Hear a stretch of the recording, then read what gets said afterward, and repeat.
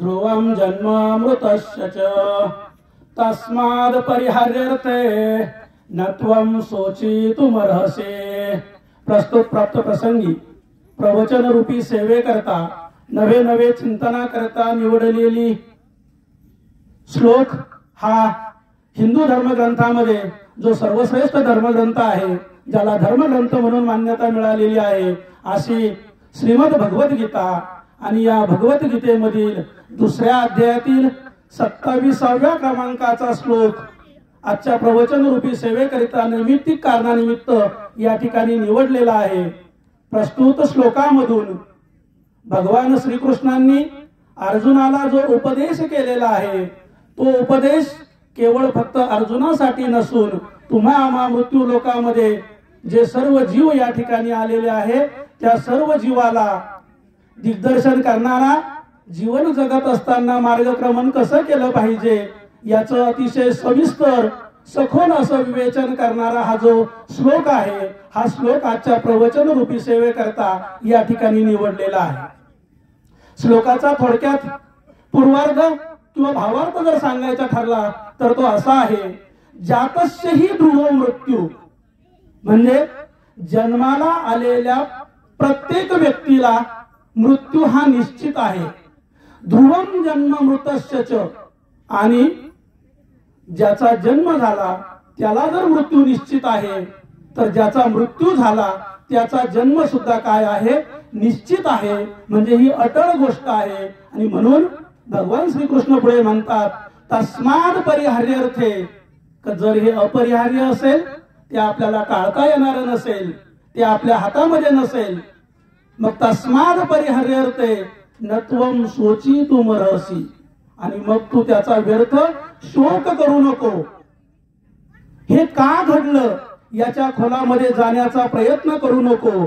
जन्म आणि मृत्यू हे जर अटळ सत्य असेल, प्रत्येकाच्या आयुष्यामध्ये ते जर वाट्याला आलेलं असेल, तर मग त्या जन्म आणि मृत्यूचं जे अंतर आहे, त्या अंतरामधलं जे जीवन आहे, ते जीवन तू यथार्थपणे कसं जगलं पाहिजे ह्या श्लोकाच्या विवेचनामधून आपल्या समोर मांडण्याचा एक छोटासा प्रयत्न या ठिकाणी होणार आहे।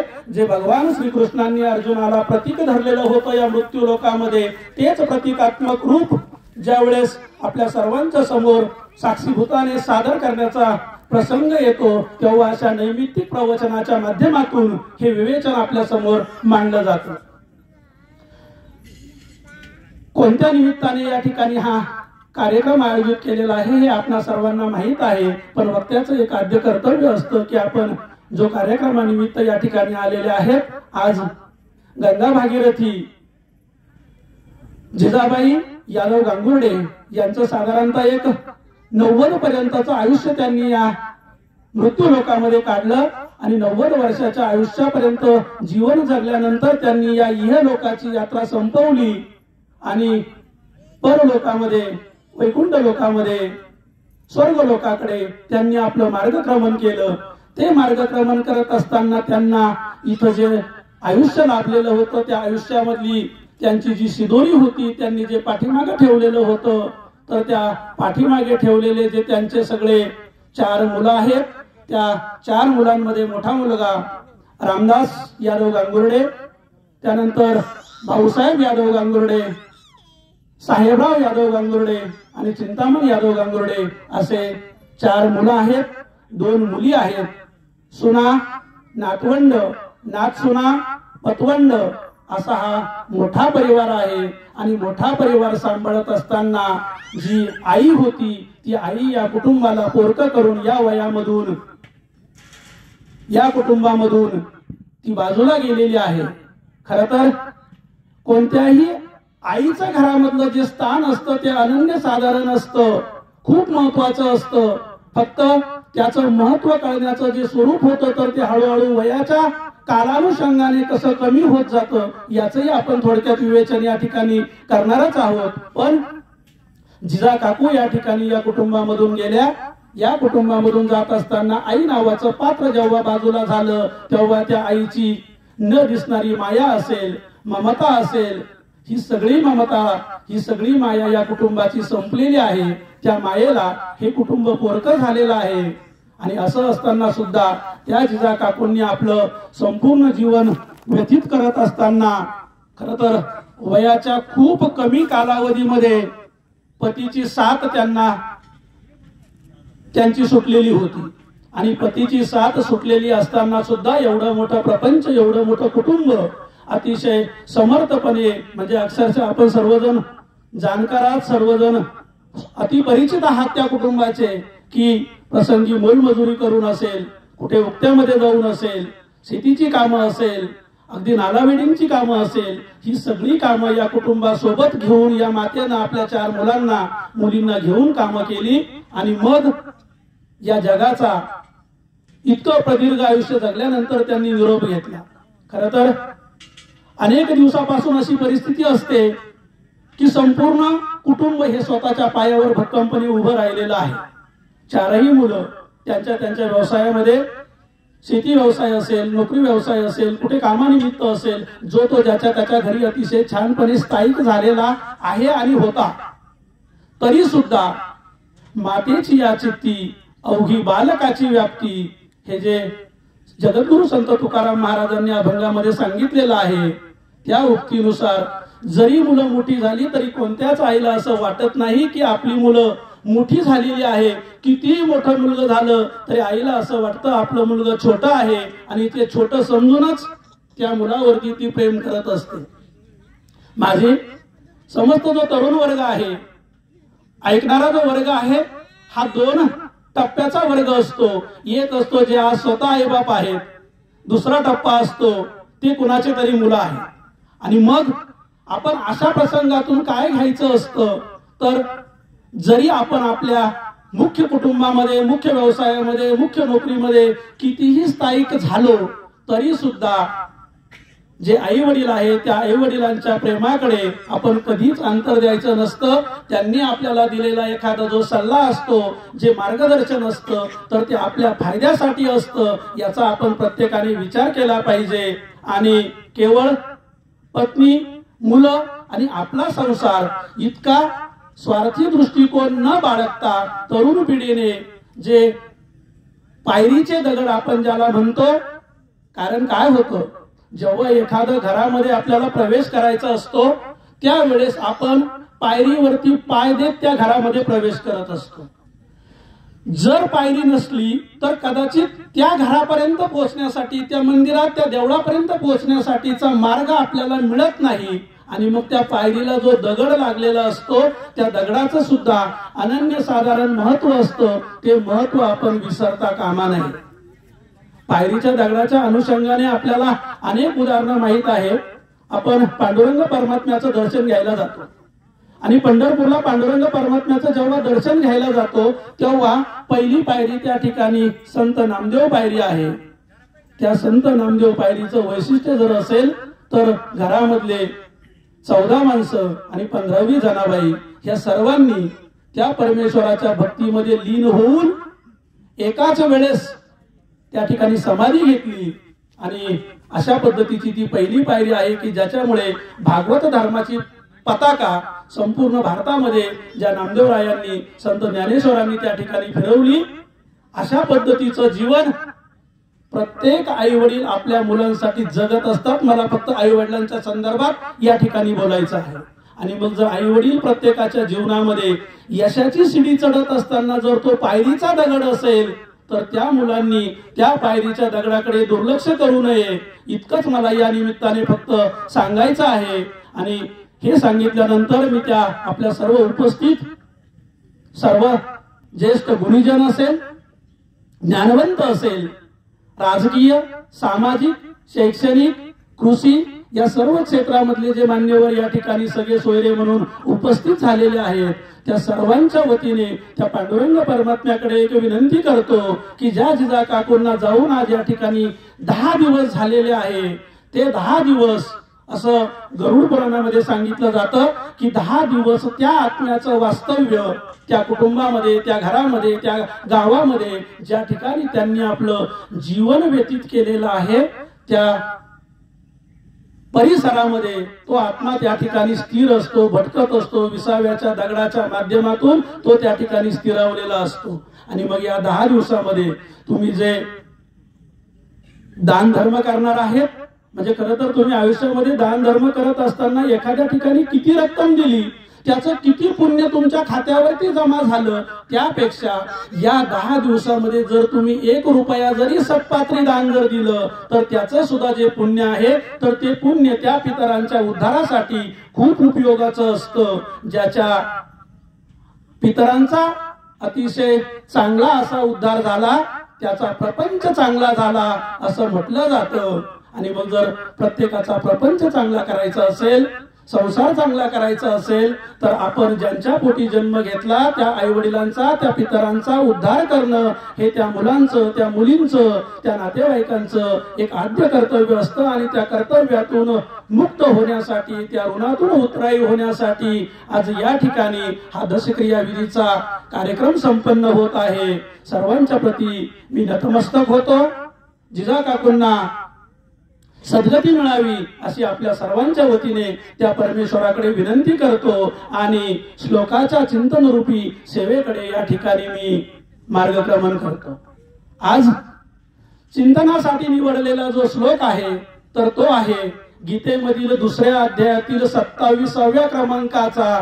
भगवान श्रीकृष्णाच्या तोंडून अर्जुनाला प्रतिकात्मक रूप मानून, शरीर हे कसं नश्वर आहे, शरीर मोह आणि मायेच्या संभ्रमामध्ये कसं अडकलेलं आहे, आणि याच्यामधून दूर होण्यासाठीचा मार्ग जर आपल्या काहीच हातात नसेल तर मग या प्रवासात आपण कसं वागलं पाहिजे या चिंतनाकडे आपण वळूया.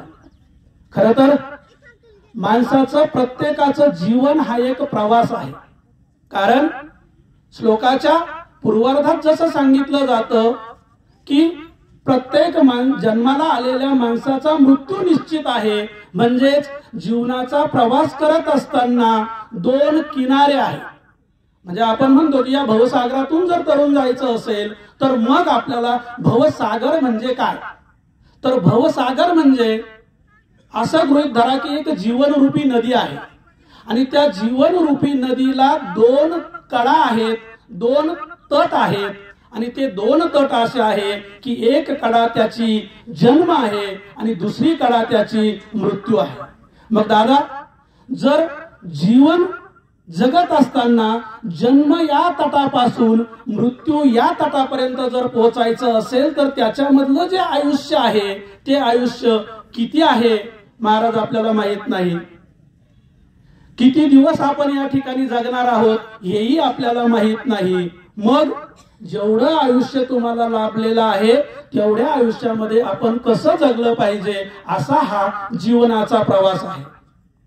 प्रवासाच्या अनुषंगाने जर समजा बोलायचं ठरलं तर एक साधा दृष्टांत आपल्या दैनंदिन जीवनामधला मी या ठिकाणी देतो की आपल्याला दरेगाव वरून मनमाडला प्रवास करायचा आहे किंवा आता दशक्रिया विधीसाठी आपल्याला तुमच्या गावापासून तर दरेगावला यायचं आहे आणि आपण त्या प्रवासाला सुरुवात केली. काहींची वैयक्तिक साधनं असेल, पूर्वीच्या काळामध्ये वैयक्तिक साधनं नव्हती, कुणी बसनं प्रवास करायचं, कुणी रेल्वेनं प्रवास करायचं. मग मला सांगा, आपण ज्या वेळेस त्या बसमध्ये चढतो तो आपला काय होतो, प्रवासाची सुरुवात असते. आणि ज्या वेळेस आपण बसमधून उतरतो ती आपली प्रवासाची काय असते, शेवट असते. आपल्या जीवनाचं पण तसंच आहे. जन्म ही प्रवासाची सुरुवात आहे आणि मृत्यू हा प्रवासाचा काय आहे, शेवट आहे. आणि मग त्या बसमध्ये, त्या रेल्वेमध्ये, त्या प्रवासाच्या साधनामध्ये बसल्यानंतर बसलेल्या जागेपासून आपल्या इच्छित स्थळापर्यंत जो पोहोचण्याचा जो मार्ग असतो ना त्याला प्रवास म्हणतात.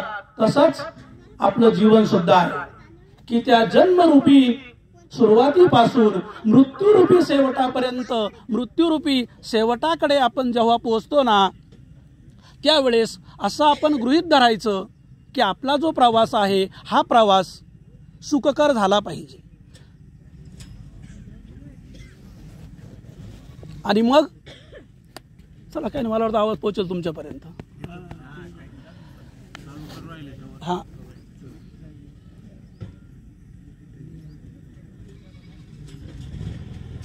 रात्रीचे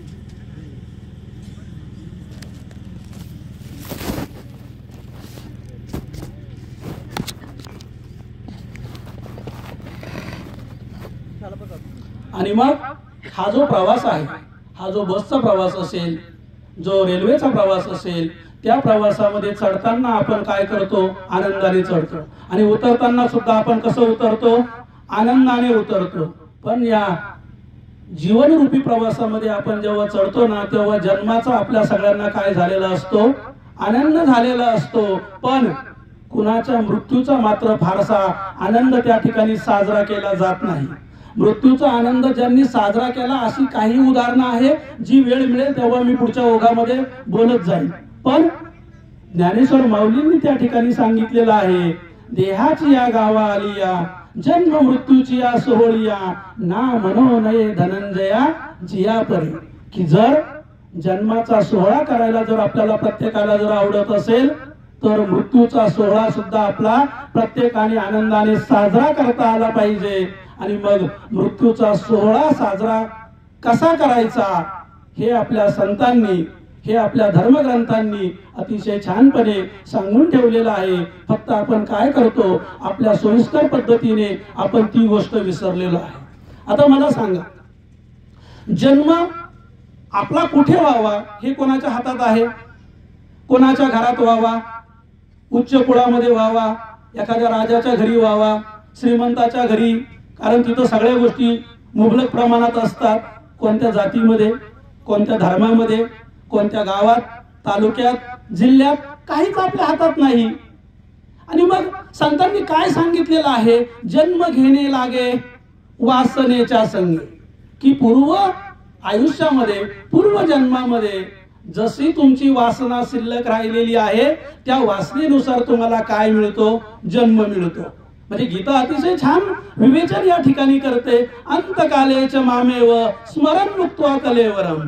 की मृत्यूच्या वेळेस तुमची वाली जी जी इच्छा अपूर्ण असते, जी जी इच्छा तुमच्या मनामध्ये असते, ज्या ज्या इच्छेचा विचार मृत्यूच्या वेळेस तुम्ही करत असतात, तो जन्म तुम्हाला पुढच्या वेळेस प्राप्त होतो. आणि तो प्राप्त होत असताना मग त्या जन्माचा सोहळा, जेव्हा आपण कुठेही जन्माला आलेलो असेल तरी ते कुटुंब किमान 9 महिने अगोदर त्या कुटुंबाला एवढं तरी माहित असतं की आपल्या घरामध्ये कुणीतरी जन्माला येणार आहे. म्हणजेच जन्माची चाहूल त्या कुटुंबात का होईना, ज्या ठिकाणी आपण जन्म घेतलेला आहे, त्यांना किमान किती महिने अगोदर मिळालेली असते? 9 महिने, 8 महिने, 7 महिने. विज्ञान आता प्रगत झालेलं आहे, लवकर कळतं. आणि म्हणून जर इतक्या अगोदर आपल्याला जन्माची जर चाहूल लागत असेल, मला सांगा, मृत्यूनं कोणाला पत्र दिलं की मी तुम्हाला 8 दिवसाने येणार आहे, 8 महिन्याने येणार आहे, 8 मिनिटात येणार आहे? अरे, माशीनं आपला पंख फडफड करावा इतका सुद्धा वेळ आपल्या हातामध्ये नाही, असं जगद्गुरु तुकाराम महाराजांनी सांगितलेलं आहे. किंवा आपण जेवायला बसतो, जेवायला बसल्यानंतर ताटामधून घास उचलतो, उचललेला घास आपल्या तोंडापर्यंत पोहोचतो की नाही याची सुद्धा शाश्वती नाही. आणि मग जर इतकं जीवन नश्वर असेल, इतकं जीवन क्षणभंगूर असेल, तर मग तुकाराम महाराजांनी सांगितलेलं आहे, क्षणोक्षणी हाची करावा विचार, तरावया पार भवसिंधू. हा भवसिंधू जर तरुण जायचं असेल तर त्या जन्माच्या सोहळ्याबरोबर मृत्यूच्या सोहळ्यापर्यंतचा जो प्रवास आहे, हा प्रवास आपल्याला हे जीवन जगत असताना केलं पाहिजे. आता मला सांगा, मृत्यू कोणाच्याच हातात नाही, मृत्यू कोणालाच माहित नाही. पण एक मात्र निश्चित आहे, आपल्या मृत्यूची वेळ, आपल्या मृत्यूचं ठिकाण, आपल्या मृत्यूचं कारण हे जन्माला येतानाच निश्चित आहे, हे आपले धर्मग्रंथ सांगतात. अनेक कथा, प्रवचन, कीर्तनांमधून तुम्ही याचे संदर्भ ऐकलेले असाल. एक दृष्टांत या ओघाने फक्त आपल्याला सांगावाचा वाटतो की एक दशग्रंथी ब्राह्मण होता. दशग्रंथी ब्राह्मण आपल्या घरामध्ये सगळ्या प्रकारच्या अभ्यास, यथासांग विधी, नैमित्तिक दैनिक त्याचा कार्यक्रम, हे सगळं करत असताना तो आपलं जीवन व्यतीत करत होता. जन्माला आलेल्या प्रत्येकाला जर मृत्यू निश्चित आहे, तर त्या ब्राह्मणाला हेही माहित होतं की माझा सुद्धा मृत्यू काय आहे, निश्चित आहे. तरी सुद्धा तो ज्यावेळेस त्याचं मार्गक्रमण करत होता, त्यावेळेस त्या कुटुंबामध्ये त्याचा एक छोटासा मुलगा होता. तो मुलगा घरामध्ये खेळत होता. खेळता खेळता एका कोपऱ्यामध्ये गेला. कोपऱ्यामध्ये थोडंसं नाही म्हटलं तरी घरामध्ये पसारा पडलेला राहतो. त्या कोपऱ्यात थोडासा पसारा होता. त्या खेळत असताना त्या मुलाचा हात महाराज त्या पसाऱ्यापर्यंत गेला किंवा अडगळीच्या ठिकाणी गेला. तो गेल्यानंतर त्या ठिकाणी एक काळा कभिन्न साप होता. त्या सापानं त्या मुलाला दंश केला. दंश केल्याबरोबर तो मुलगा गतप्राण झाला. पूर्वीच्या काळी असं म्हटलं जायचं की जर एखादा विषारी साप असेल तर त्या विषारी सापाला, कारण चावल्याबरोबर लगेच कुणी मरत नाही, आणि म्हणून त्या विषारी सापाला जर पकडलं तर एक साधारणतः आपल्याला कळतं की याच्यावरती कोणत्या प्रकारचं औषध जर घेतलं तर तो बरा होऊ शकतो. आपण सर्व त्या पिढीमधले आहात आणि ही गोष्ट आपल्याला माहित आहे. आणि म्हणून त्या ब्राह्मणाने, आता मुलगा तर गेलेला आहे म्हणून त्या सापाचा पाठलाग करायला सुरुवात केली. प्रतिकात्मक जरी एखादी गोष्ट असेल तरी ती समजून घेत असताना आपल्याला मुख्य मुद्द्यापर्यंत पोहोचायचं आहे. तो ब्राह्मण त्या सापाचा पाठलाग करतो आहे. तो साप पुढे चालला, ब्राह्मण पाठीमागे चालला. चालता चालता साप झरझर चालत होता. जंगलाच्या वाटेने जात असताना गवतामधून, झाडामधून, छोट्या छोट्या झुडपांमधून तो साप पुढे निघून गेला. ब्राह्मण त्याच्या पाठीमागे जातोय. पुढे गेल्यानंतर त्याला एक हरिण त्या ठिकाणी दिसलं. ते हरिण समोर दिसल्याबरोबर ह्या सापाकडे त्याचं लक्ष होतं आणि बघत होता की अरे हा साप ह्या हरणाकडे जातो आहे. आपल्या मुलाला तर या सापाने दंश केला, उद्या त्या हरणाला पण तो दंश करील, असं कुठेतरी त्या ब्राह्मणाच्या ते मनामध्ये चक्र चालू होतं. इतक्यात त्या सापानं वाघाचं रूप धारण केलं आणि त्या हरणावरती झडप घातली. हरणाचं प्राण त्या ठिकाणी त्याने हरण केले. ज्यावेळेस तो हरिण मेला, तो वाघ त्या ठिकाणी दिसला. ब्राह्मण दशग्रंथी होता. त्या ब्राह्मणाने त्या वाघाला त्या ठिकाणी विचारलं की का रे बाबा, तू आत्ता माझ्या घरामध्ये होता, माझ्या घरामध्ये असताना तू साप होता, त्या सापाने माझ्या मुलाला तू दंश केला, माझा मुलगा मेला, मी तुझ्या पाठीमागे आलो तर तू या ठिकाणी वाघ झाला आणि वाघ होऊन या हरणाचा काय केला, मृत्यू, तो हरणाचा घात केला. नेमकी तो कोण आहे ते मला सांग.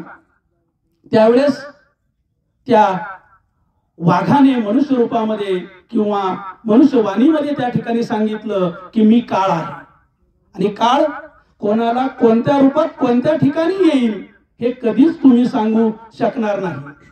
ब्राह्मणाला कुतूहल वाटलं की नाही, मला माझा मृत्यू, जर काळ माझ्या समोर आज उभा आहे तर माझा मृत्यू मी काय केला पाहिजे, समजून घेतला पाहिजे. आणि म्हणून त्या ब्राह्मणाने त्या काळाला हात जोडले आणि सांगितले की ठीक आहे, मला माहित आहे की मला मरण येणार आहे, पण तरी पण एक सांगा की माझा मृत्यू कशात आहे, मी कशाने मरणार आहे. प्रत्येकाला जाणून घेण्याचं कुतूहल असतं, पण जर आपल्याला आपला मृत्यू कळाला ना तर या जीवन जगण्याचं स्वारस्य प्रत्येकाचं संपून जाईल. आपल्याला आपला मृत्यू माहित नाही म्हणून या जीवन जगण्याचा आनंद आपण सगळेजण आज भोगतो आहे. नाहीतर आपल्या कुटुंबामध्ये इतक्या दिवसानंतर येणारं दुःख हे जर आपल्याला अगोदर माहित असतं तर कदाचित तो माणूस अगोदरच कोलमडून पडला असता, जे मानसशास्त्र असं सांगतं. आणि मग त्या वाघरूपी काळाने सांगितलं की दादा, तो समजून घेण्याचा प्रयत्न करू नको, कारण त्यापासून तू सुटका करून घेऊ शकणार नाही जरी तुला तो कळाला तरी. पण माणसाची उत्कंठा असते, माणूस थांबत नाही. माणसाला ते जाणून घेण्याची जी उत्कट इच्छा असते त्या इच्छेपोटी त्याने विचारलं की नाही, एक काम करा, तुम्ही मला सांगाच. त्यावेळेस त्या काळाने सांगितलं की पाण्यामध्ये एक मगर येईल आणि त्या मगराने तुझा प्राण त्या ठिकाणी हरण होईल, म्हणजे मगराच्या पोटामध्ये तू जाशील आणि तू त्या ठिकाणी मृत्यू पावशील. मरण माहीत झालं.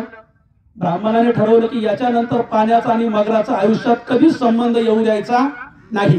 मला कथा खूप लांबवायची नाहीये. आणि मग जीवन जगत असताना त्याने सगळ्या विधी करत असताना त्याने कधीच स्वतःच्या आयुष्यामध्ये पाण्याचा आणि मगरीचा संबंध येणार नाही असं जीवन जगायला सुरुवात केली. राजा होता, त्या राजाचा जो मुलगा होता दशग्रंथी ब्राह्मण असल्यामुळे तो राजपुत्र शिक्षणासाठी या ब्राह्मणाकडे होता. हळूहळू राजपुत्राला सगळं शिक्षण दिलं. शिक्षणानंतर त्या राजपुत्राचं लग्न ठरलं आणि ते लग्न ठरल्यानंतर ज्यावेळेस लग्नाला जायचं त्यावेळेस सांगितलं त्याने की जर माझा गुरु जर माझ्या सोबत नसेल तर मला लग्नाला नाही जमणार, म्हणजे माझा गुरु असला पाहिजे, असा त्या ठिकाणी त्यांनी काय केला, आग्रह केला. हा आग्रह केल्यानंतर ब्राह्मणाने विचार केला, तो काळ जुना होता. ब्राह्मणाने विचार केला की मला इथून तिथपर्यंत पोहोचायचं आहे, इथून तिथं जर पोहोचायचं असेल तर पूर्वीच्या काळी बैलगाडीने वरड जायचं. बैलगाडीने वरड गेलं म्हणजे मग ते सगळे आपण जेवढे लग्नाच्या अगोदर जेवढ्या गोष्टी करतो ना, कुरडया पापड हे सगळं, ह्या सगळ्या विधी त्याच्यातनं आलेल्या आहे की मुक्काम पडायचा, त्या मुक्कामाच्या ठिकाणी आपल्याला ते खाण्यासाठी उपयोगी पडावं याच्यासाठी काही प्रथा आणि परंपरा आपल्या हिंदू धर्म संस्कृतीमध्ये लावून ठेवलेल्या आहे. त्या आजही जपल्या जातात. ज्याच्यातनं आनंद मिळतो त्या गोष्टी केल्याच पाहिजे. अंधश्रद्धा म्हणून नको, पण विवेकी दृष्टिकोन ठेवून, डोळे उघडे ठेवून जर आपण एखादी जर प्रथा परंपरा जर चालवत असू तर तो आपल्या धर्माचा, आपल्या हिंदू संस्कृतीचा नक्कीच उष्णाव गोष्ट आहे, ती आपण केली पाहिजे.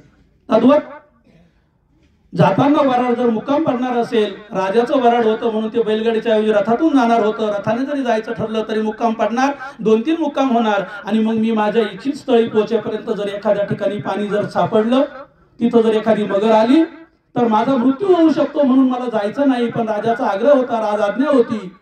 त्याने सांगितलं की 5000 सैन्य तुझ्या संरक्षणासाठी मी देतो, पण तुला त्या ठिकाणी यायचं आहे. आणि मग 5000 सैन्य त्या ब्राह्मणाच्या संरक्षणासाठी राजाने दिलं. वरड निघालं, लग्नाला ते चालले. आणि लग्नाला जात असताना एके ठिकाणी एक त्यांचा मुक्काम पडलेला होता. त्या गावचा, त्या भागाचा जो राजा होता, तर त्या राजानं हत्तीच्या सुवर्ण तुलेबरोबर दान देण्याचा मनोदय व्यक्त केलेला होता. त्या काळामध्ये सुवर्ण तुला करायची म्हणजे आजच्या सारखे भुईकाटे नव्हते, इलेक्ट्रिक पण नव्हते. मग आता सुवर्ण तुला करायची हत्तीच्या वजनाची करायची, कारण त्या राजाला मुलगा नव्हता. मुलगा व्हावा म्हणून त्याने तो एक मनोदय व्यक्त केलेला होता की जर मला मुलगा झाला तर हत्तीच्या वजना इतक्या सोन्याच्या मोहरा मी एखाद्या सत्पात्री व्यक्तीला दान करेन. तो व्यक्ती शोधत होता की कोणीतरी एखादा दशग्रंथी ब्राह्मण जर मला मिळाला तर मला या हत्तीच्या वजना इतक्या सोन्याच्या मोहरा त्याला द्यायच्या आहे. आणि मोह ही अशी गोष्ट आहे, पैसा ही अशी गोष्ट आहे. धर्म, अर्थ, काम, मोक्ष हे माणसाचे 4 पुरुषार्थ आहेत. पण या 4 पुरुषार्थांमध्ये धर्माचं पालन करत असताना धर्म म्हणजे काय? धर्म म्हणजे जो आपण धारण केलेला आहे तो धर्म. स्त्री असेल तर स्त्रीचा धर्म आहे, पुरुष असेल पुरुषाचा धर्म आहे.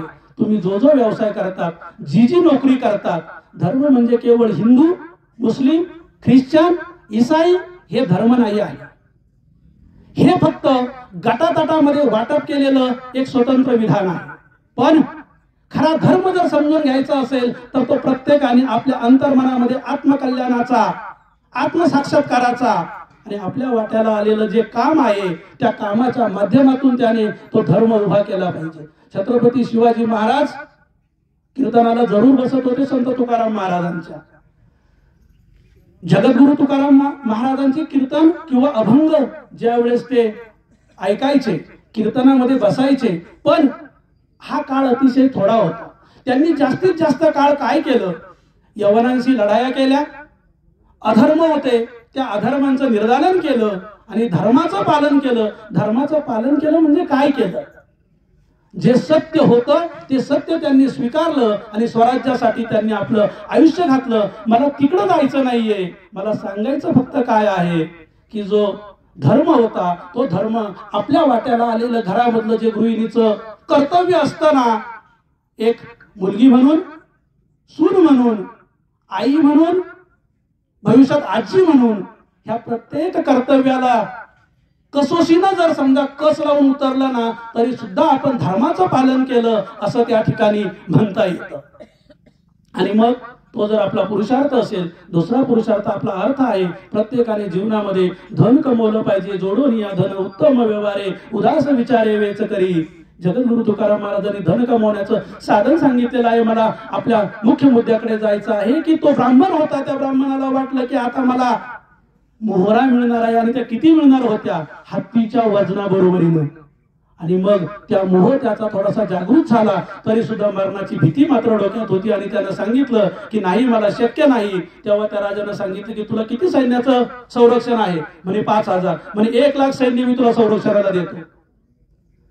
तुला करायची, त्या काळात तुला करत असताना काय करायचं? एखादी नाव बनवलेली असायची, ती नाव पाण्यामध्ये सोडायची, हत्ती त्या नावेमध्ये बसवायचा. नाव पाण्यामध्ये लोटली की साधारणतः पाण्यामध्ये ती नाव किती बुडते, जेवढी खोल गेली ना त्याच्यावरती एक खून करायची. म्हणजे एवढं वजन त्या हत्तीचं आहे. नाव बाजूला घेतली, हत्ती खाली उतरवला, पुन्हा नाव पाण्यामध्ये लोटली आणि मोहरांचे पोतेच्या पोते त्या ठिकाणी खाली करायला सुरुवात केली. जोपर्यंत पाण्यामध्ये त्या खुणेपर्यंत ती नाव खाली गेली नाही, एवढं सोन्याच्या मोहरा त्या ठिकाणी ओतल्या. आणि त्या ब्राह्मणाला त्या ठिकाणी सांगितलं की तू एक काम कर, फक्त या गुडघाभर पाण्यामध्ये ये, या नावेला, या धनाला फक्त तू स्पर्श कर. आणि हा स्पर्श केल्यानंतर जे आपण ज्याला म्हणतो ना की आचमन करायचं किंवा एखाद्या गोष्टीचा संकल्प सोडायचा, तेवढा संकल्प फक्त तू या ठिकाणी सोड. हे धन तुला तुझ्या गावी पोहोचेल, तू काही त्याची काळजी करू नको. ऐकत नव्हता. 1,00,000 सैन्य, पहिल्या राजाचं 5,000 सैन्य, हे सगळं सैन्य आजूबाजूला उभं होतं. मला याच्यामध्ये मृत्यू येणार नाही असं कुठेतरी त्याला वाटत होतं. आणि ते वाटत असताना त्या संरक्षणात हळूहळू राजा, दोन्ही राजांचा आग्रहास्तव तो त्या पाण्यामध्ये थोडासा पुढे सरकला, गुडघाभर पाण्यात गेला. त्या मोहरांना त्या ठिकाणी त्याने हात लावला. तो हात लावल्यानंतर त्या राजाचं त्या दानाचं काम जे होतं ते पूर्ण झालं. म्हणे आता फक्त शेवटचं काम आहे संकल्प सोडण्याचं. म्हणून हातामध्ये तू ओंजळमध्ये पाणी घे, पाणी घेऊन तू माझ्या हातावर दे, मी संकल्प त्या ठिकाणी सोडतो. असं म्हणत असताना त्या राजानं काय केलं, त्या ब्राह्मणाचा काय धरला, हात हातामध्ये धरला. आणि हात हातामध्ये धरल्यानंतर त्यानं त्या ब्राह्मणाकडे बघितलं आणि ब्राह्मणाला विचारलं, ब्राह्मण बुवा, तुम्ही मला ओळखलं का? त्यावेळेस तो ब्राह्मण अचंबित होऊन त्या ठिकाणी बघायला लागला की अरे, इतक्या वेळेपासून हा राजा मला बोलवत होता, मी याच्याकडे आलो, सगळं झालं आणि आता हा मला बोलतो की तू मला ओळखलं का? त्यावेळेस त्या राजानं पुन्हा एकदा त्यांना, त्या ब्राह्मणाला प्रश्न केला की ब्राह्मण बुवा, तुम्ही मला ओळखलं का? ब्राह्मणाने पुन्हा एकदा त्याच्याकडे बघितलं. तेव्हा त्याला सांगितलं की अरे, सापाच्या वेशात आला तोही मीच होतो, वाघाच्या वेशामध्ये आला तोही मीच होतो, आणि आता या ठिकाणी जो उभा आहे ना तोही मीच आहे. असं म्हटल्याबरोबर ब्राह्मणाचा थरकाप झाला. आणि थरकाप झाल्यानंतर ब्राह्मण म्हटला की तुम्ही तर मला असं सांगितलं होतं की माझा मृत्यू मगरीच्या तोंडामध्ये गेल्यानंतर आहे. मग तो म्हणे, अरे, आपण जन्माला येऊन खरं तर हेच विसरतो, एक पाहता ती एकाची दहने. आपण अंत्यविधीला जातो, अंत्यविधीला जाऊन एखादी गोष्ट पाहतो, स्मशान वैराग्य आपल्यामध्ये आलेलं असतं. नाही, जीवन जगत असताना काहीतरी चांगलं केलं पाहिजे. अमुक गोष्ट आपली चुकते ही मनोमन माणूस त्या ठिकाणी मान्य करतो, पण पुन्हा एकदा तो घरी आला की त्याला लगेच बाकीचे काम पुढे दिसतात आणि तो तिकडचं जे स्मशान वैराग्य असतं ते घरी आला की सोयीस्करपणे विसरून जातो. तद्वत त्या ब्राह्मणाला सांगितलं की अरे, माझा मृत्यू तर त्या ठिकाणी कशात होता, मगरीच्या याच्यात होता. म्हणजे बरोबर आहे ना, पण सापाचा वाघ व्हायला किती वेळ लागला? काहीच नाही. वाघाचा जन्म झाला आणि मी हरणाचा मृत्यू केला. मग आता मला सांग, सापाचा वाघ व्हायला मला वेळ लागला नाही, तर मग वाघाची मगर व्हायला किती वेळ लागेल? किंवा माणसाचा राजाची मगर व्हायला मला किती वेळ लागेल? त्याच वेळेला त्या राजानं, म्हणजे त्या काळानं मगरीचं रूप धारण केलं. धरलेला जो हात होता, हातासह त्या ब्राह्मणाला आपल्या तोंडामध्ये ओढलं आणि त्याने जे 1,00,000 सैन्य त्या ठिकाणी उभं ठेवलेलं होतं, त्याच वेळेला त्यांनी माशाचं रूप धारण केलं आणि पाण्यामध्ये निघून गेले. म्हणजेच आपल्या प्रत्येकाचा मृत्यू, त्याची वेळ, त्याचा काळ, त्याचं ठिकाण, त्याचं कारण प्रत्येकाचं ठरलेलं आहे. आणि ठरलेल्या इप्सित वेळेपर्यंत, इप्सित ठिकाणी ज्यावेळेस तुम्ही पोहोचाल त्यावेळेस तो मृत्यू होणार आहे. आणि मग हा जर जन्म हा एक सोहळा असेल तर त्या मृत्यूच्या सोहळ्यापर्यंत पोहोचताना श्लोकाच्या माध्यमातून किंवा श्लोकाच्या विवरणामध्ये ज्ञानेश्वर माऊली ज्यावेळेस विवेचन करतात त्यावेळेस ते सांगतात की उपजे ते नासे, नासले ते पुनरपी दिसे, हे घटिका यंत्र जैसे परिभ्रमेला. म्हणजे जे श्रीकृष्ण भगवानांनी श्लोकामध्ये सांगितलेलं आहे, गीतेमध्ये सांगितलेलं आहे, तेच ज्ञानेश्वर माऊलींनी श्लोकाच्या माध्यमातून सांगितलेलं आहे की जन्माला येणाराला काय आहे, मृत्यू आहे, आणि ज्याचा मृत्यू आहे त्याचा जन्म काय आहे, ठरलेला आहे. म्हणजे जे घड्याळाचे काटे आहे, घड्याळाच्या काट्यावरती 12 आकडे असतात आणि तीनही काटे असतात, तास काटा, मिनिट काटा, सेकंद काटा. तो पुन्हा पुन्हा त्या घड्याळाच्या गोल चक्रीभोवती काय असतो, फिरत असतं. हे 84 लक्ष योनीचं जे चक्र आहे ते सुद्धा तुमच्या आमच्या वाट्याला जे आलेलं आहे, हा जीवनाचा प्रवास सुद्धा त्याच पद्धतीने त्या घड्याळाच्या काट्याप्रमाणे पुन्हा पुन्हा या 84 लक्ष योनीमधून मार्गक्रमण करणार आहे. हा त्या ठिकाणी भ्रमण करणार आहे. जन्माला येणं आपल्या हातात नाही, मृत्यू होणं आपल्या हातात नाही, तेही निश्चित आहे. पण एक गोष्ट मात्र नक्की आपल्या हातात आहे, ती म्हणजे जन्मापासून तर मृत्यूपर्यंतचा हा जो प्रवास आहे ना, तो प्रवास आपण त्या ठिकाणी कसा केला पाहिजे हे मात्र आपल्या हातात आहे. आणि मग ते हातात असताना आपण काय केलं पाहिजे हे प्रत्येकाला माहीत आहे. पण स्वतःच्या फायद्यासाठी किंवा स्वतःच्या इच्छेपोटी आपण त्या गोष्टी सोयीस्करपणे विसरतो आणि नको त्या गोष्टींच्या पाठीमागे आपण लागत असतो. मृत्यूनं आतापर्यंत असं कधीच म्हटलेलं नाही, मृत्यून म्हणे विख्यातू, मृत्यून म्हणे श्रीमंतू, मृत्यून म्हणे अद्भुत पराक्रमी. मृत्यूनं आतापर्यंत कधीच असं बघितलेलं नाही की एखादा खूप विख्यात व्यक्ती आहे. मृत्यूनं असं म्हटलेलं नाही की एखादा खूप श्रीमंत व्यक्ती आहे. श्रीमंत विख्यात व्यक्तीच्या संदर्भात जर सांगायचं ठरलं तर स्वामी विवेकानंद आहे. वयाच्या 39व्या वर्षापर्यंत स्वामी विवेकानंद जगले आणि 39व्या वर्षी स्वामी विवेकानंद त्या ठिकाणी मृत्यू पावले.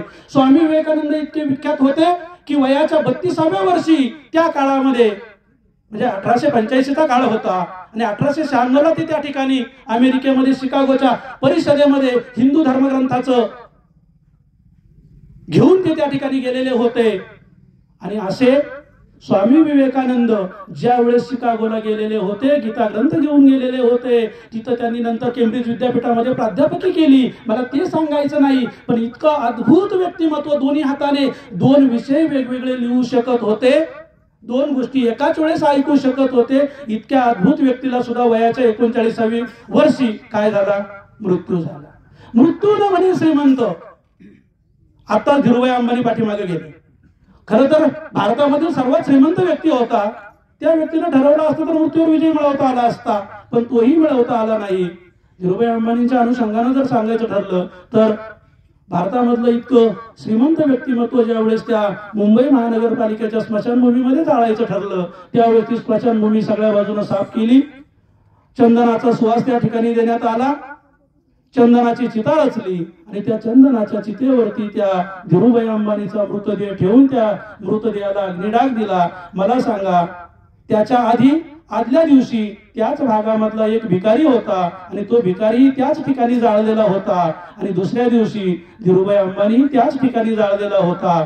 जरूर साफसफाई केली जाते, पण त्या भिकाऱ्याची राख आणि धीरूभाई अंबानीची राख या 2 राखेमध्ये तरी काही बदल दिसला का? मग जर मृत्यू न म्हणे श्रीमंत, मृत्यू न म्हणे अद्भुत पराक्रमी.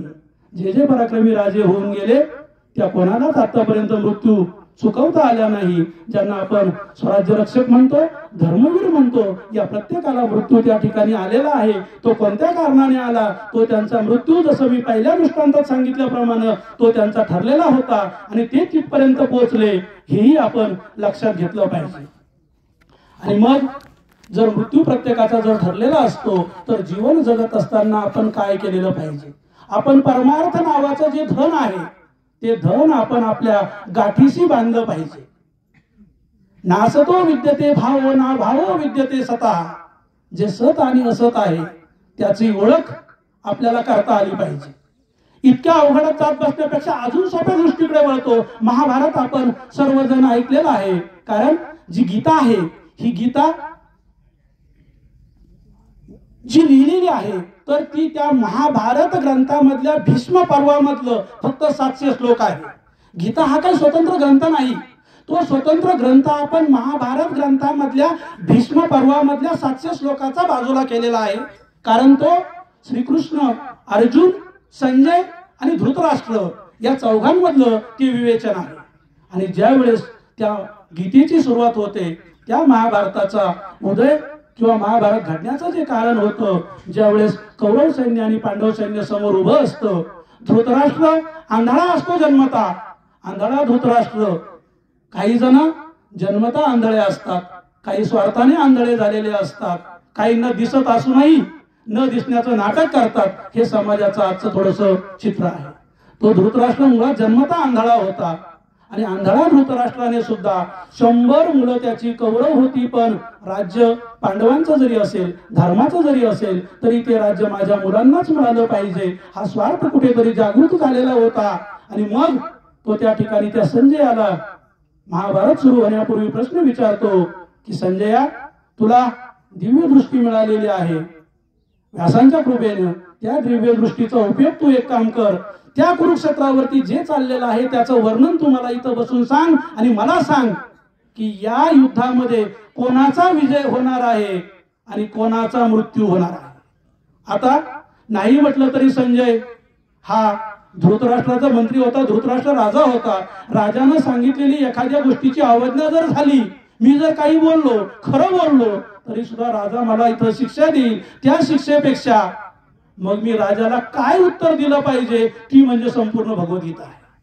आणि मग ज्यावेळेस धृतराष्ट्राने पहिल्यांदा प्रश्न विचारला, धर्मक्षेत्रे कुरुक्षेत्रे समवेता युयुत्सव मामका पांडवाश्चैव किम कुर्वत संजया, की धर्मक्षेत्र असं जे कुरुक्षेत्र आहे, जिथं धर्म आणि अधर्माचं युद्ध होणार आहे, नीती आणि अनितीचं सैन्य त्या ठिकाणी उभा आहे, या युद्धामध्ये या कुरुक्षेत्रावरती माझे पुत्र मामका पांडवाश्चैव, मामका माझं म्हटलं, मी म्हटलं की तिथं भेदभावाची जागा निर्माण झाली. कारण खरं तर पंडूराजा गेल्यानंतर संपूर्ण पांडवांची जबाबदारी सुद्धा कोणावरती होती? धृतराष्ट्रावरती होती. पण धृतराष्ट्र सोयीस्करपणे ती जबाबदारी विसरला. धर्म मोठा असून सुद्धा राज्य न देता सुईच्या टोकावर सुद्धा तुला देणार नाही अशा दुर्योधनाचा त्यांनी काय केला? पक्ष घेतला. आणि हा घेतलेला पक्ष मग सांगतो की मामका पांडवाश्चैव, माझे मुलं आणि पंडूराजाचे मुलं यांच्यात काय चाललेलं आहे, कोण जिंकेल, तू मला इथं बसून सांग. संजय हुशार होता, दिव्य दृष्टी मिळालेली होती. आणि मग संजयाने दिलेलं अतिशय छान उत्तर आहे. ते छान उत्तर गीतेच्या शेवटच्या श्लोकामध्ये दादा दिलेलं आहे. यत्र योगेश्वर कृष्णो यत्र पार्थो धनुर्धरा तत्र श्री विजयो भृतिर्ध्रुवा नीतिर्मतिर्मम. यत्र योगेश्वर कृष्ण, ज्या बाजूला ज्या पक्षाला भगवान योगेश्वर कृष्ण आहे, यत्र योगेश्वर कृष्ण यत्र पार्थो धनुर्धरा, ज्या बाजूला धनुर्धारी कोण आहे? अर्जुन आहे. म्हणजे ज्या बाजूने भगवान योगेश्वर आहेत, ज्या बाजूने धनुर्धारी अर्जुन आहे, तत्र पार्थो धनुर्धरा तत्र श्री विजयो भृतिर्ध्रुवा, अशा नीतीच्या बाजूने काय आहे? श्री आहे, विजय आहे. म्हणजे त्या बाजूला काय आहे? विजय आहे. नीतीर मतीर ममा, त्याच बाजूने नीती काय आहे? नांदणार आहे. म्हणजे उत्तर असं नाही दिलं की कौरव मरणार आहे आणि पांडव जिंकणार आहे. संजयानं उत्तर छान दिलं की ज्या बाजूला कृष्ण भगवान आहे, ज्या बाजूला अर्जुनासारखा धनुर्धर आहे, ज्या बाजूला नीती आहे, ज्या बाजूला धर्म आहे, त्या बाजूचा विजय होणार आहे. आणि ज्या बाजूला ह्या गोष्टी नसणार आहे त्यांचा काय होणार आहे? मृत्यू होणार आहे. आणि मग धृतराष्ट्राने तरी सुद्धा स्वार्थांधापोटी काही समजून घेतलं नाही. हे अनेक अध्यायामधून किंवा गीतेमधून आपल्या लक्षात येईल की जेव्हा जेव्हा तो संजय त्या भगवंताचं गुणगान करतो, सृष्टीचं विभूती योगामध्ये गुणगान करतो, त्यावेळेस तो काय सांगतो की ते मला तू बाकीचं काही सांगू नको, मला एक सांग फक्त की कौरवांचं काय झालं. आणि इतका स्वार्थांधी समाज, इतकं स्वार्थांधी कुटुंब जेव्हा जन्माला येतं तेव्हा मग त्याच्यामधनं जो कौरवांचा विनाश झाला तोच विनाश त्या ठिकाणी होतो. तेव्हा या धर्मग्रंथांमधून, या सगळ्या उदाहरणांमधून आपण काय घ्यायचं असतं तर जीवन जगत असताना आपल्या वाट्याला जे आलेलं असतं ना, त्याच्यामध्ये केवळ स्वार्थाचा विचार न करता थोडा तरी परार्थाचा विचार आपण केला पाहिजे आणि त्या पद्धतीनं मार्गक्रमण केलं पाहिजे. स्वार्थाचा विचार निघाला म्हणून एक सांगतो, प्रत्येकाला आपल्या मुलाचं कल्याण व्हावं दादा हे सगळ्यांना वाटतं.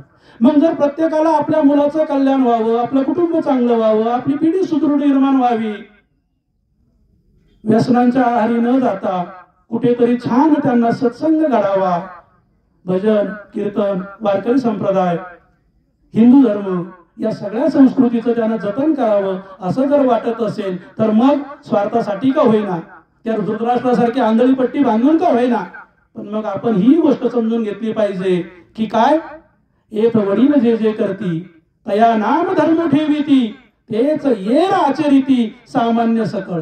की ज्या कुटुंबामध्ये ज्या घरामध्ये आपण जगतो ते जगत असताना जे वडील करतो तेच हळूहळू पुढे मुलगा करायला सुरुवात करतो आणि मग तो मुलगा करतो, ते कुटुंब करतो, त्याच्या अवतीभोवतीचा समाज करतो, त्या गावामध्ये त्याचे दुष्परिणाम होतात आणि मग आपल्या स्वार्थासाठी का होईना जर आपला मुलगा आपलं कुटुंब याची प्रगती व्हावी असं जर आपल्याला वाटत असेल तर किमान त्यासाठी तरी आपण त्या स्वार्थासाठी तरी आपण काय केलं पाहिजे, चांगलं वागलं पाहिजे, व्यसनांपासून बाजूला राहिलं पाहिजे, नीती आणि अनिती ह्या दोन गोष्टी आपण समजून घेतल्या पाहिजे. धर्म आणि अधर्माची बाजू म्हणजे काय आहे हेही आपण जाणून घेतलं पाहिजे. पण आपल्याला सत्तेचा, संपत्तीचा, मोहाचा हा जो मोहरूपी पडदा आपल्या डोळ्यासमोर आलेला असतो तो मोहरूपी पडदा आपण कधीच बाजूला करायचा नाही असं ठरवून टाकलेलं असतं आणि हा संसाररूपी जो मोह आहे त्या मोहाचा पडदा आपल्या सगळ्यांच्या समोर आहे. मी या ठिकाणी एक वेगळा दैनंदिन याच्यातला एक दृष्टांतबद्ध तुम्हाला सांगतो की जो मोहाचा पडदा आहे ना तो मोहाचा पडदा आपण बाजूला का करत नाही, कारण आपण मृत्यूला स्वीकारलेलं नसतं.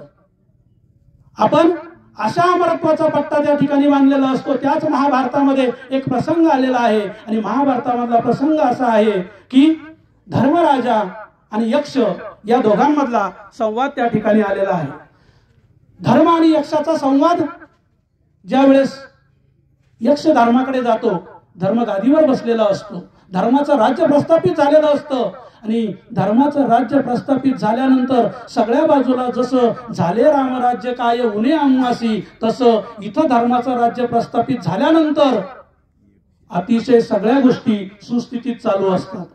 मग यक्ष त्या ठिकाणी येतो आणि यक्ष धर्माला प्रश्न विचारतो की धर्मराजा मला काही प्रश्न तुला विचारायचे आहे, त्या प्रश्नांची उत्तर मला तुझ्याकडून अपेक्षित आहे. त्यावेळेस धर्माने सांगितलं की विचारा. राजा जनक आणि राजा धर्म हे असे होते की जिथं कोणालाही प्रश्न विचारण्याला बंदी नव्हती आणि मग धर्माने प्रश्न विचारला. धर्माला प्रश्न विचारला यक्षाने की काय या जीवनामधलं सगळ्यात मोठं आश्चर्य तुमच्या मताने कोणतं आहे. यक्षाचे अनेक प्रश्न आहेत, आपण बाकी नंतर सविस्तर त्याच्यामध्ये बघता येतील, तुम्ही ते शोधून घ्या. पण यक्षाने एक प्रश्न मात्र आजच्या प्रसंगानुसार विचारलेला आहे की या जीवनामधलं जे सत्य आहे, आश्चर्य आहे तर ते कोणतं आहे. त्यावेळेस धर्मानं दिलेलं उत्तर आहे की राजा यक्षा मला असं वाटतं की या जगामध्ये या जीवनामध्ये अनेक प्रकारचे आश्चर्य आहेत पण त्याच्यामधलं एक आश्चर्य मात्र मी तुला सांगतो ते म्हणजे माणूस दररोज मृत्यू पाहतो पण तो पाहत असताना सुद्धा मला मृत्यू येणार आहे हे माहीत असताना सुद्धा कधीच त्या मृत्यूची आठवण ठेवत नाही. हेच या जगामधलं सगळ्यात मोठं आश्चर्य आहे. म्हणजे काय, जन्माला येणाऱ्याला प्रत्येकाला मृत्यू आहे, आपण जाणार आहे आणि हे माहीत असून सुद्धा आपण त्याची आठवण न ठेवणं आणि तरीही चुकीच्या मार्गाने मार्गक्रमण करत राहणं हे या जगामधलं मोठं आश्चर्य आहे असं धर्म आणि यक्षाच्या संदर्भानं त्या ठिकाणी ते विवेचन दिसून येतं. माझा मुद्दा असा होता की माणसाला मोहाचा पडदा, संसाराचा पडदा आपल्या समोर आलेला आहे. हा मोहाचा पडदा कधी निघतो, एक वेगळा दृष्टांत मला सांगायचा आठवला होता. तो म्हणजे असा आहे की एक साहेब असतो, साहेब 3ऱ्या मजल्यावरती अधिकारी म्हणून त्या ठिकाणी नियुक्त होतो. IAS झालेला असतो, त्याच्या हाताखाली भरपूर नोकरचाकर कामाला असतात, त्याचं ऑफिस 3ऱ्या मजल्यावर असतं, त्याची बदली होते, बदली होऊन तो नव्याने रुजू होतो. रुजू झाल्यानंतर दैनंदिन असं ठरलेलं असतं की शिपाई म्हणून काम करणारे त्या ठिकाणी त्या ऑफिसमधले काही लोक असतात, ते दररोज दुपारी त्या 3ऱ्या मजल्यावरती एक नोकर होता, त्याचं काम होतं की त्या साहेबांना जाऊन काय द्यायचा, चहा द्यायचा. दररोज त्याचं नित्य नियमाचं काम ठरलेलं होतं. महिलांचं सुद्धा नित्य नियमाचं काम दररोज ठरलेलं राहतं आणि मग जसं ते नित्य नियमाचं काम ठरलेलं होतं ना तसं तो चहा घेऊन नवीन साहेब आला म्हणून पहिल्या दिवशी गेला. पहिल्या दिवशी गेल्यानंतर चहाचा ग्लास त्या साहेबापुढे दिला. तो चहाचा ग्लास काठोकाठ भरलेला होता. त्या साहेबांनी प्रश्न विचारला, चहा कुठून आणला? तो म्हणे खालून घेतला. म्हणे तू स्वतः पायी चालत आला? म्हणे हो. पहिला दिवस होता, साहेब काही बोलला नाही, चहा घेतला, चहा पिऊन टाकला. दुसरा दिवस होता, दुसऱ्या दिवशी पुन्हा दुपारी तो नोकर नियमितप्रमाणे चहा घेऊन आला आणि चहा घेऊन आल्यानंतर पुन्हा एकदा त्या साहेबाला दिला.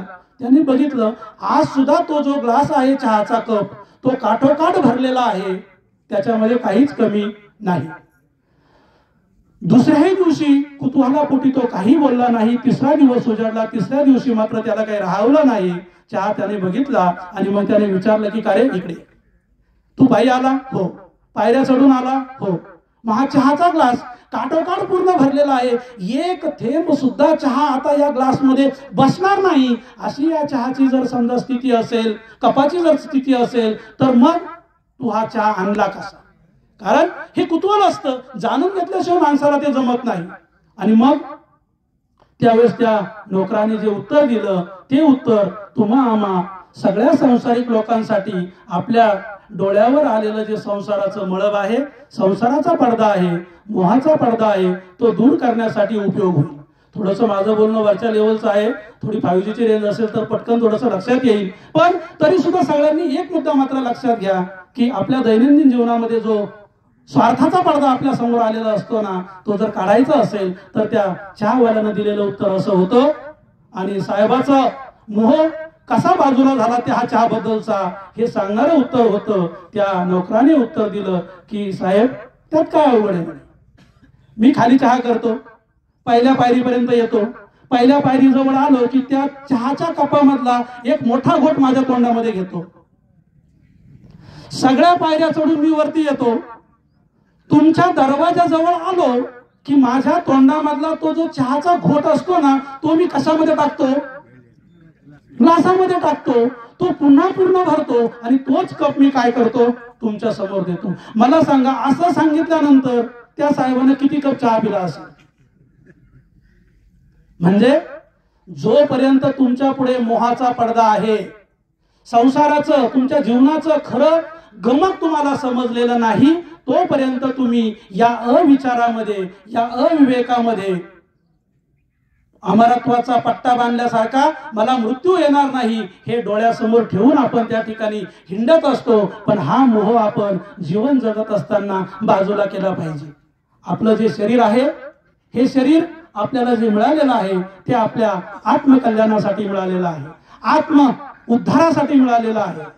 एक शेतकरी असतो आणि शेतकऱ्याकडे जमीन नसते.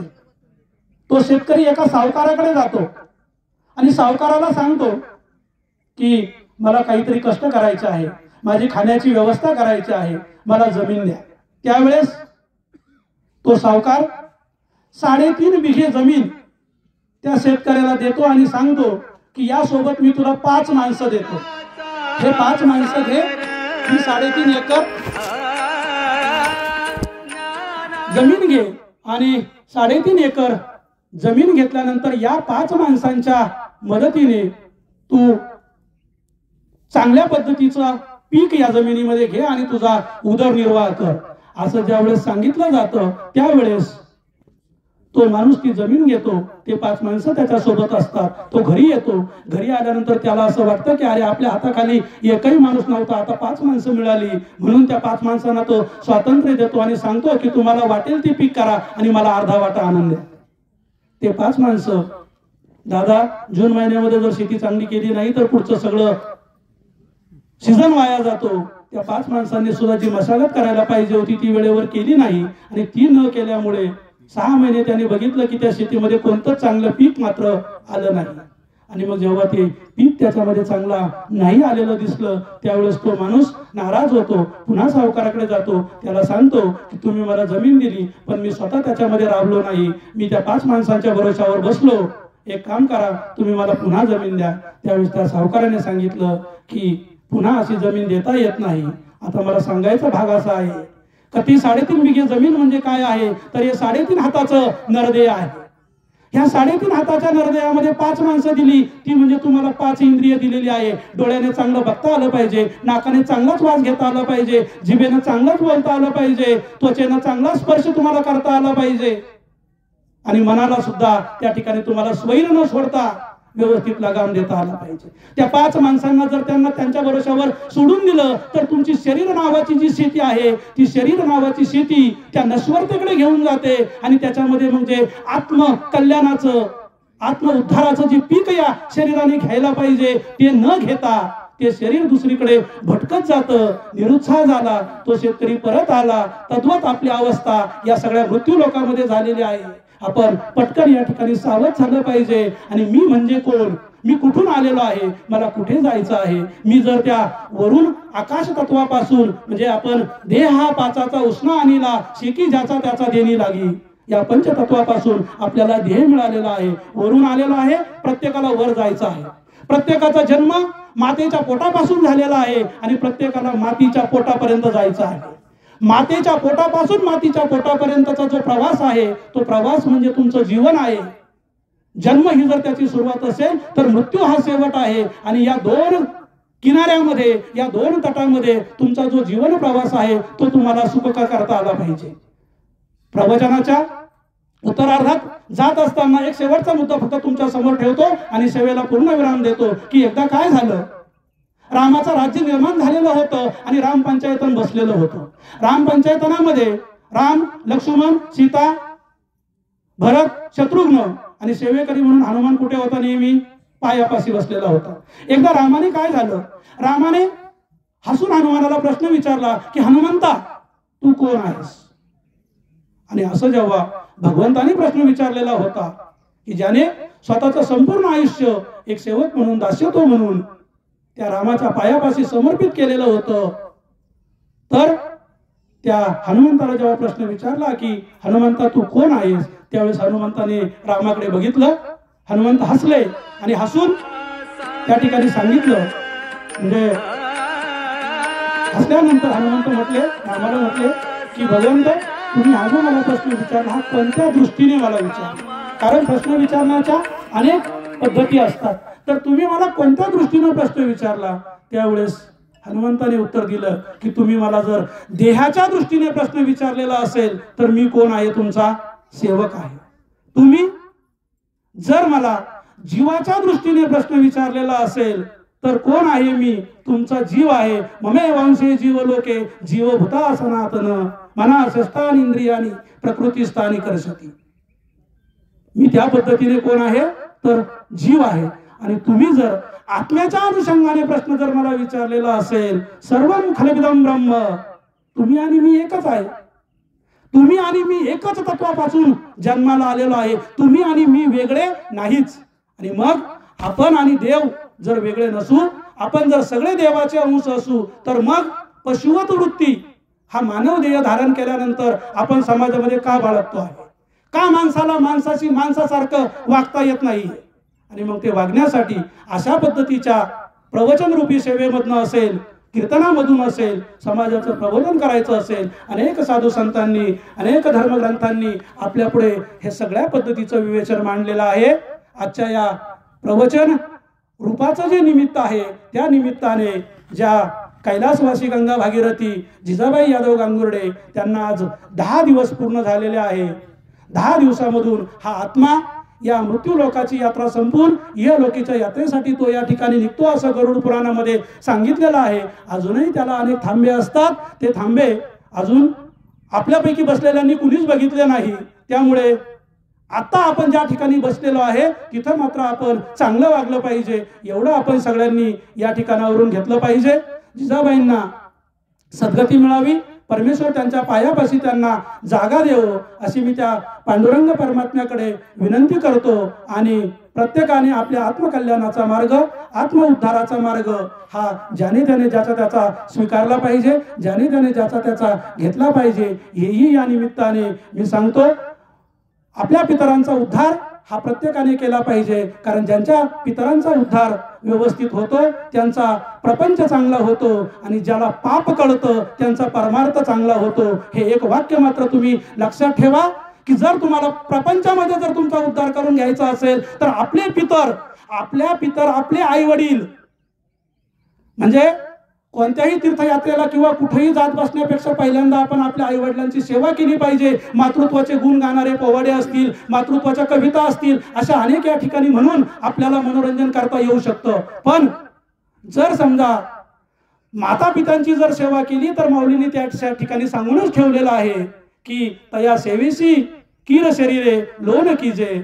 आई वडिलांच्या सेवेप्रती तुमचं शरीर तुम्ही समर्पित केलं पाहिजे. त्या पितरांच्या उद्धारासाठी आजचा जो विधी या ठिकाणी चाललेला आहे तो दशक्रिया विधी आहे, ज्याच्यामधनं पिंडदान अर्थात तर्पण विधी झालेला आहे. याच्यामधनं त्या पितरांना पिंडदानाच्या माध्यमातून या लोकांमधून त्याची सुटका होते. त्यानंतर ज्ञानदानाच्या माध्यमातून ज्ञानरूपी धन या ठिकाणी समाजापर्यंत पोहोचतं. अन्नदानाच्या माध्यमातून जे पोटामध्ये जाणारं जे अन्न असतं तर ते अन्नरूपी प्रत्येकाला पोहोचतं. मेल्यानंतर प्रेत जातं आणि मग आपण म्हणतो राम नाम सत्य हे. उष्ण पुण्य जमा केल्यापेक्षा जिवंत असताना प्रत्येकाने पुण्य करा, प्रत्येकाने नामस्मरण करा. प्रत्येकाने आयुष्यामधल्या दिवसामधल्या कितीही वेळ असेल, अनेक संतांनी सांगून ठेवलेलं आहे की तुम्ही नामस्मरण करा, कधीही करा, कोणती गोष्ट करताना करा. तसंच मी सांगतो की कुणीतरी म्हणजे प्रत्येकाने आपल्या आयुष्यामधले दिवसामधले 5 मिनिट 5 सेकंद असा तरी वेळ काढा की संत जगद्गुरु तुकाराम महाराजांची गाथा असेल, संत ज्ञानेश्वरी असेल, तिच्या किमान 1-2 ओव्या असेल, 1-2 अभंग असेल, तो त्या ठिकाणी वाचा. नित्याचा दैनिक क्रम करा आणि आपापल्या पद्धतीने त्या धर्माचं, त्या देशाचं कशा पद्धतीने संवर्धन होईल, आपलं आत्मकल्याण कसं होईल याचं सर्वांनी चिंतन करावं अशी मी या दशक्रिया विधीच्या प्रवचनानिमित्त आपणा सर्वांना विनंती करतो आणि माझ्या प्रवचन रूपी सेवेला या ठिकाणी पूर्णविराम देतो. जर अनावधानाने बोलताना जर माझ्या तोंडातून एखादा अपशब्द निघालेला असेल, खूप तुम्हाला मनोरंजनात्मक सांगायचं मला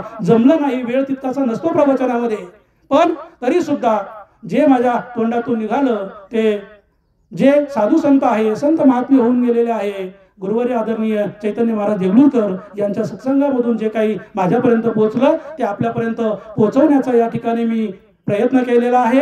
जे चुकलं ते माझ्या वाणीचा दोष आहे, माझ्या बुद्धीचा दोष आहे. जे आवडलं असेल, जे आपल्याला खरं वाटलं असेल ते त्या ठिकाणी आपण घ्यावं अशी मी विनंती करतो आणि थांबतो. पुंडलिक वरदा हरी विठ्ठल श्री ज्ञानदेव तुकाराम पंढरीनाथ भगवान की जय. माऊली ज्ञानेश्वर महाराज की जय. जगद्गुरु तुकाराम महाराज की जय. कोणाला श्रद्धांजली व्हायची